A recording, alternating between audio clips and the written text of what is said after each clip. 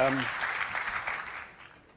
few years ago, Daniel Dennett published a book called Darwin's Dangerous Idea,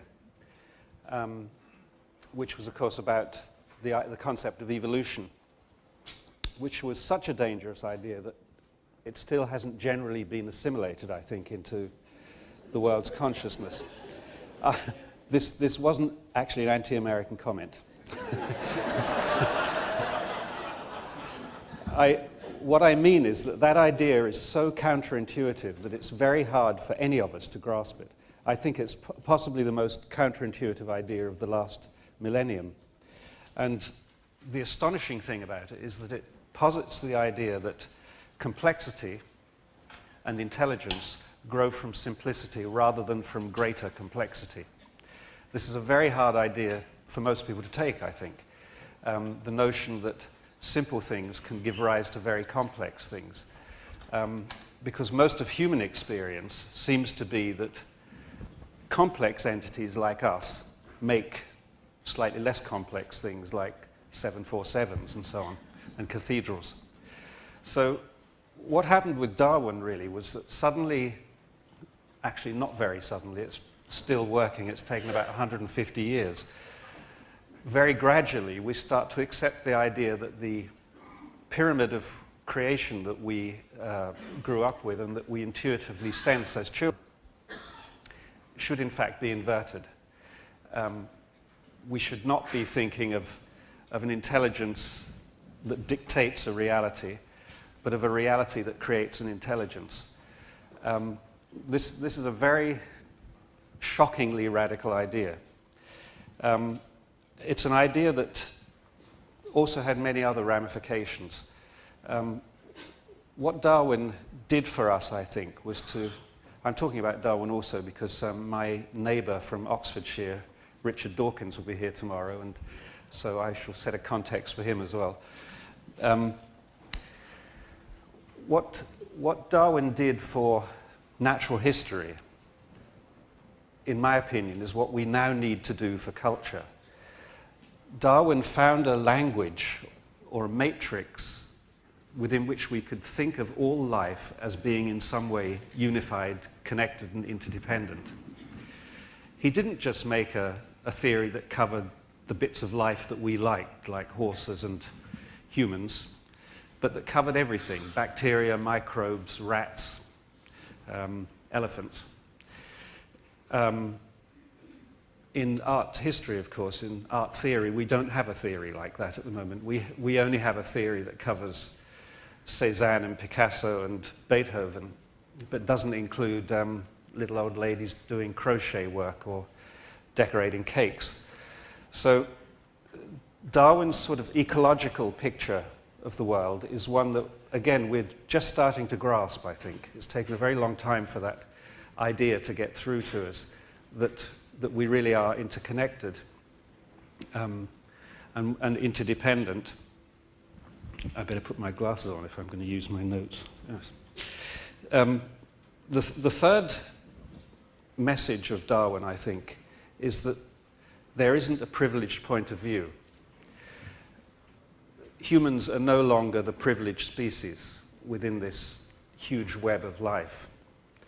In fact, as we discover that there are not 1 million other species, not 10 million, but possibly even 100 million other species, we come to seem rather tiny in this whole picture.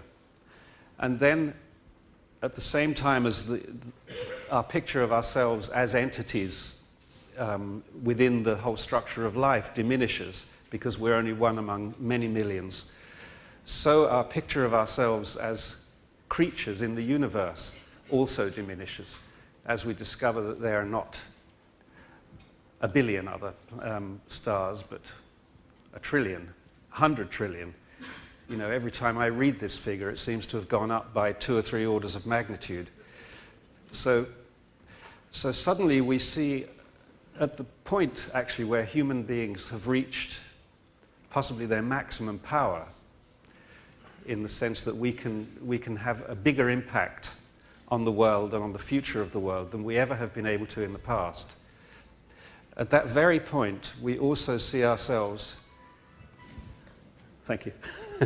as increasingly irrelevant in that picture, as increasingly tiny. Now this insight is very hard to deal with because on the one side it tempts us to arrogance. We're so powerful. We're so capable of doing almost anything we can imagine. But on the other side, it should produce in us the most profound humility to find that we are, in the words of the, I think, 12th century German mystic Hildegard de Bingen, a feather on the breath of God was the name of one of the pieces of music she wrote. We're tiny, we're immaterial. As I say, this should have introduced some kind of humility into our thinking. That part hasn't quite filtered through yet, along with along with the other messages of Darwinism. So we have expanded conception of time also. We now realize that the universe is very, very old, that life, and it might not have been the first universe anyway, you know, it might just be one of an endless succession of them. It might not be the only one. There might be many, many, many multiverses, parallel universes. So once again, we are diminished in a certain sense. We occupy this tiny little sliver of time. And for the first time again in human history, we're able to see back quite a long way, and possibly to project forward quite a long way. That's presumably what a lot of us are thinking about doing, about wondering about how the future will be. What's missing, I suppose, from our picture is some sense of how we can grasp these feelings not only intellectually. You know, if I tell you that there are 100 trillion stars, you can grasp that intellectually. You think of a number with a lot of zeros after it.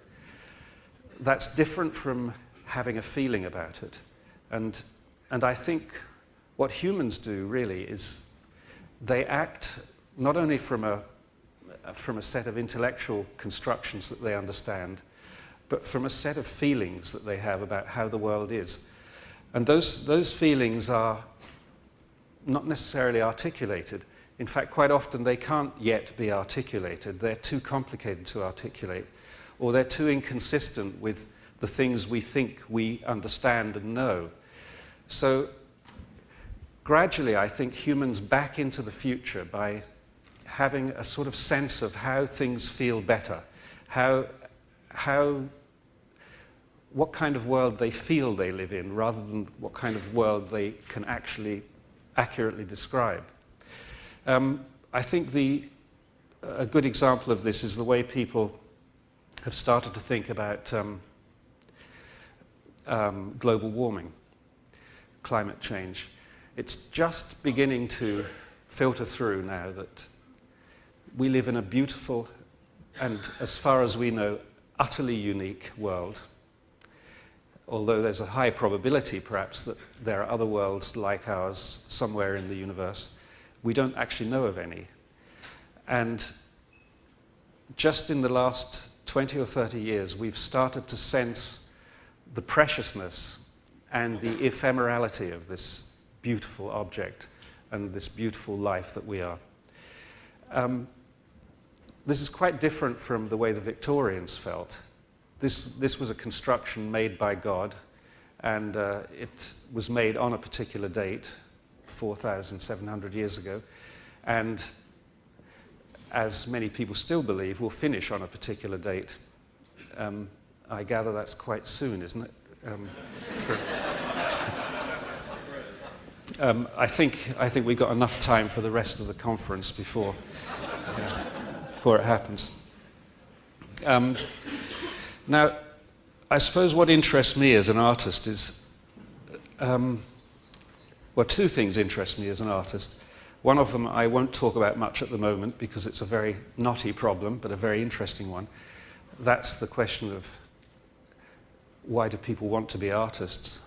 And why do other people want to see what artists do? What difference does it make to anything? But the second thing is, in part, an answer to that question. I wonder what it is that changes people's minds, what it is that makes people think differently about who they are and where they are and what options they have and what they should and shouldn't do. And I think one of the things that does that is culture. Culture is the way we look at ourselves in some respects. And culture is a place that we create within which we can surrender. It's a job that to some extent religion also does, or has done in the past. It's a deliberately safe, non-threatening environment within which you can try out another way of being and another way of feeling. Perhaps later on Will and I will talk about that a bit more, but I don't want to take up too much time with my beginning here. But I do want to mention a couple of cultural events that really changed my life, because they changed my life by changing what became acceptable thoughts to me. One of those was a piece by the composer Steve Reich called "It's Gonna Rain." It's a very simple piece. It's a single loop of a preacher saying, "It's gonna rain." And it just loops around that fast. It's gonna rain, it's gonna rain, it's gonna rain, it's gonna rain. And he plays it on two machines, so the two machines run out of sync, so the two loops overlap each other like a sort of oral moire effect. That piece is, for me, a beautiful piece of music. And it's beautiful not only because it's an exciting thing to listen to, but because it has a very, very huge sort of freight of message to it, which is, A, you don't need very much material. To start with, that was a good message when I first heard this in the late 60s, early 70s, when multi-track recording had just appeared and bands like Emerson, Lake and Palmer were filling up everything with every orchestra they could find in London. And suddenly to hear this extremely elegant, simple piece, which sensually did much more for me than any of those other things, was very impressive. So that's the first message. You don't need much material. The second message, which is very interesting to me, is you don't need much composing. The composer doesn't do much in a case like that. The composer has the idea to set in motion some kind of a system and then to let it work itself out. The third message was the real composer is in the audience's brain. The way that piece works, it shocks you, actually, because you know how simple it is. It's transparently obvious what's going on in the piece. But what happens to you is very, very complex. So the only place that can be happening is in here. And it suddenly reverses the position one normally has of where the art is. You know, normally we think about objects of culture as somehow containing art, containing value of some kind. What happens when you listen to this piece and other pieces like it is that a switch takes place. You suddenly realize that this is the part that's active. And you realize that culture objects, art objects, are really things made by artists to give you the opportunity of creating something.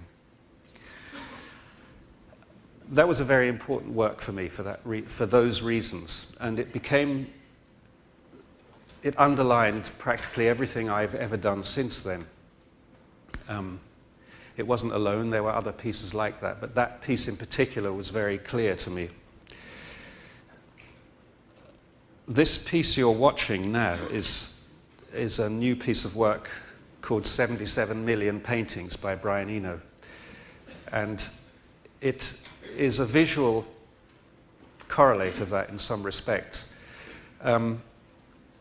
It produces 77 million different paintings. That's how it got that ingenious title. That's the number of permutations of the number of the few hundred images that are in there. As